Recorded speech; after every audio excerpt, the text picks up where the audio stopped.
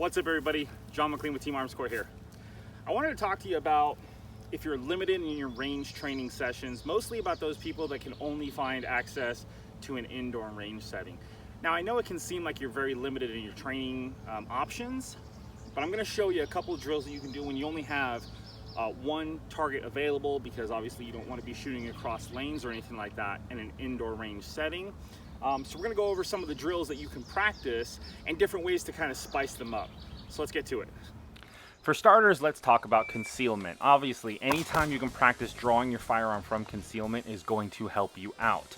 Here we can even throw in some more dynamics by practicing 2 shots, a reload from concealment, and then 2 shots again. And then we can even add a little bit more dynamics to something as simple as the Mozambique, where we throw a reload between the body shots, reload, and then we do the head shots. So it's just a great way to add some spice to that drill.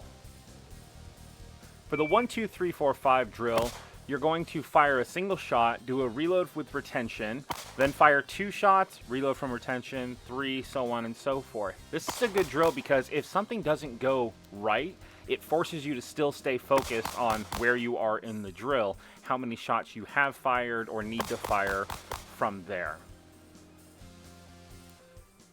Now I've got my competition rig on, and I'm going to pretty much be doing a lot of the same drills. Obviously, competition versus self-defense and concealed carry options, you know, obviously they vary greatly, but you can still get a lot of training done. I've already started with the single shots, and here we're doing the 2 shots, reload 2 shots.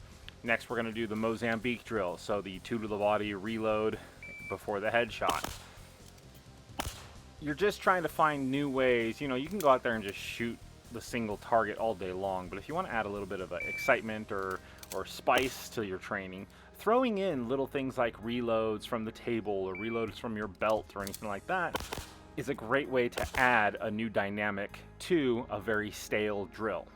Okay, here you can even add another dynamic by facing away from your firearm, so having it down on your table or on your platform at the indoor range setting. Now, this is the biggest key. You can practice shooting a target at 7 yards, 5 yards, 3 yards all day long and feel good about yourself, but if you really want to improve, you need to push the distance out there, and I know that a lot of the indoor ranges sometimes might be limited to like 15 yards, 25, and I know there's some that actually push out to 50. If you can add distance, trust me, it's going to help you dramatically.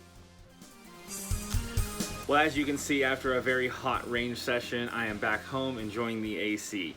Now, that's one thing that I say the indoor ranges typically have a benefit of, is that it's climate controlled. So places like in Vegas, where I used to live, it was almost a godsend to be able to shoot an indoor range from time to time, just so you could have air conditioning. But again, in order to add some dynamics to what can be a very stale training environment, you just got to try and get creative. There's a lot of things you could focus on and work at and perfect that doesn't necessarily require movement or multiple target engagements. And in reality, if you wanted to add a second target, what I've actually found to do is take my USPSA target, turn it sideways, and then put pieces of tape, create some other boxes. You know, now you can have, it's a small transition, but it is a transition that you can throw in there without having to transition outside of your lane. So I hope you found this video enjoyable, educational, entertaining, maybe even thought it was a bit of a joke. You know, is what it is.